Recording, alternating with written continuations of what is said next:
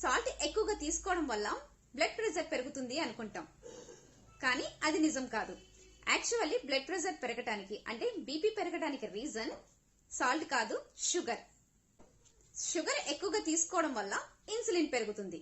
Insulin ఏం చేస్తుందంటే salt ని బయటికి వెళ్ళనీయకుండా ఆపుతుంది, అంటే సాల్ట్ ని రిటెన్షన్ చేస్తుంది.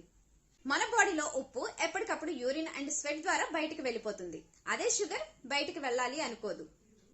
మనకి ఎనర్జీని ప్రొడ్యూస్ చేసి మిగిలిన షుగర్ ఫ్యాట్ గా స్టోర్ అవుతుంది. సాల్ట్ బయటికి వెళ్ళిపోతుంది. ఈ స్టోర్ అయిన షుగర్ ఇన్సులిన్ ని పెంచి సాల్ట్ ని బయటికి వెళ్ళనీయకుండా ఆపుతుంది. దీనివల్ల మన బాడీలో వాటర్ ఎక్కువ అవుతుంది. సో వాటర్ ఎక్కువ అవడం వల్ల బ్లడ్ ప్రెషర్ పెరుగుతుంది. సో బ్లడ్ ప్రెషర్ పెరగడానికి రీజన్ షుగర్.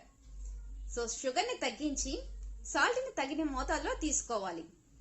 మన బాడీకి సాల్ట్ అండ్ ఎలక్ట్రోలైట్స్ చాలా ఇంపార్టెంట్.